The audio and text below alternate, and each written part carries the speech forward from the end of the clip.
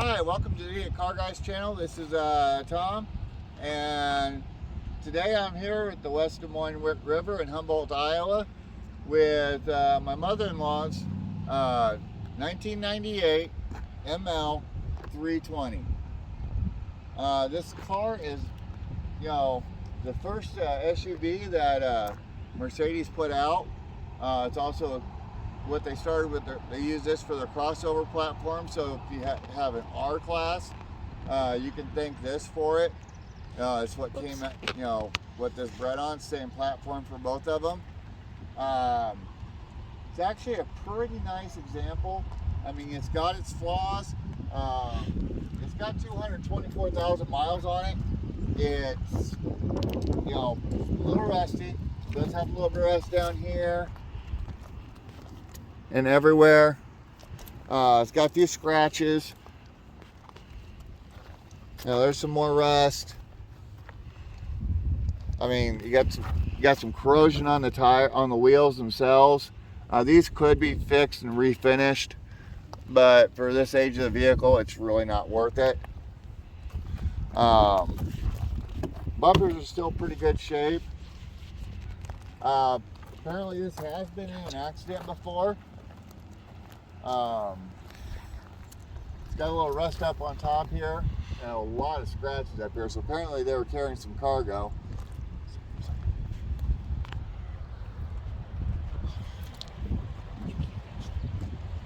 You see all the scratches up here and the rust up here.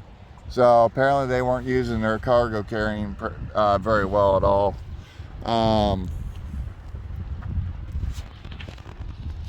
It's got a hitch, but it's got a 2-inch hitch right there. Truthfully, I would not trust towing anything more than a little lawnmower or I don't know, maybe a golf cart behind this. I mean, this chassis was not designed to handle a heavy load. It's got great tires on it. I mean, they're pretty much new. And this is pretty much how I got the car. I mean, it's got a few quirks and features, and I'm gonna go over a couple of those quirks right now, starting in the back here. With this hatch, the release lever, which is right here, won't return on its own. You have to push it out so it'll slam back shut again. The back of this interior is in really good shape. Wonder if it's still got the, oh yeah, wow, look at that. I don't think it's ever been opened. The original first aid kit's right there. Then you got your jack over there. They did spend some money and got the rubberized floor mat for back here, which is really cool. And here's a weird quirk right here. There is an inside handle. So if you're sitting in the back seat, or not even the back seat, back here, which doesn't have seats, you can open this back hatch.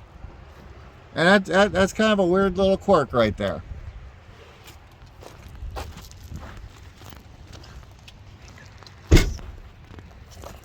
Let's see here. It does have power windows, power locks, all the good fun stuff that you expect with a Mercedes. Now, my mother-in-law had a heck of a time getting a key for this old girl. They don't make them anymore.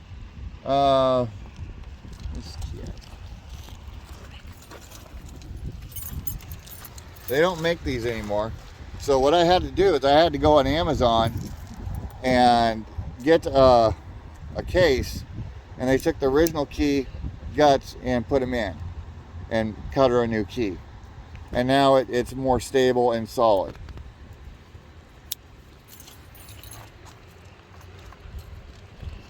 The interior on this thing is actually pretty good.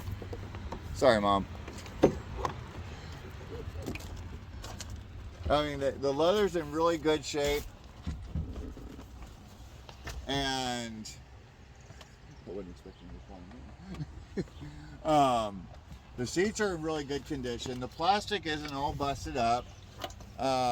It still even has its original cup holders that came with the car, which is a really cool, nifty little feature. Now, these can't hold more than a 20 ounce or a can of soda, but you know, it's a cup holder that's actually semi-functional.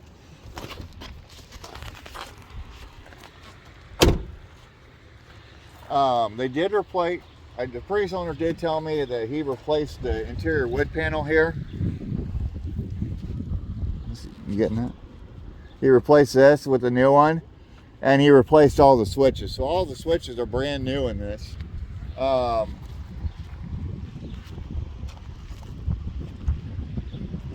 it does need some headlight cleaning. I mean, these headlights are just garbage, but we can fix that up for her. She came into town for my birthday, and she brought me a long laundry list of issues she's having with this thing, and all of them are pretty minor. Have you had anything major with this thing? Just the damn key. Just the what? Key. Just the key? And that's still a relatively minor issue. She lost her star, so we got to get her a new star.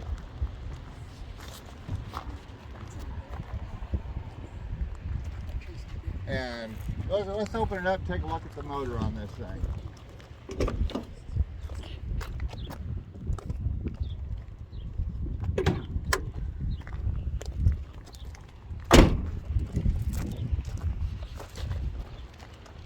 Now, some of you that aren't familiar with Mercedes are wondering, how do you open this hood?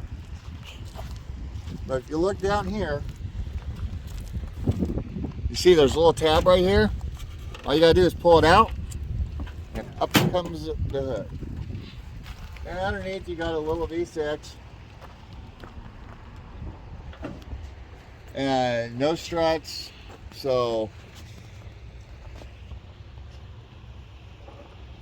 And it looks in pretty good shape. The belt's in good shape. You know, it looks like a fairly new alternator in there. Not seeing any major leakage. I see a little seepage here and there. And that's kind of what I expect to find out of a vehicle that's got this many miles on it.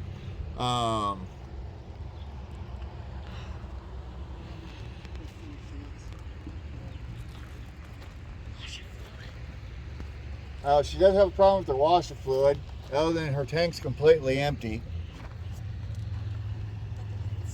It doesn't spray very well on her windshield. It just kind of piddles. I'm going to take a look at that here in a little bit once we get back to the house, and if it's something major or something we can easily fix, we might make a video on it real quick. Other than that, I mean, this is a great little car. Now, do you have any problem driving it in the snow and winter? No. Just the wind. It does not like wind. Mom says it doesn't like wind, but other than that, she had no problems, no issues driving it, which is a good thing. I mean, with all-wheel drive, I'm betting this thing handled like it was, you know, on dry pavement through everything. I never even put it in the all-wheel. It's four-wheel. It's not all-wheel. It's got four low, but all-wheel drive. Oh. That's something we can show off, Andrew. We can show off the 4 low button. Yeah. Go over to the other side. Okay.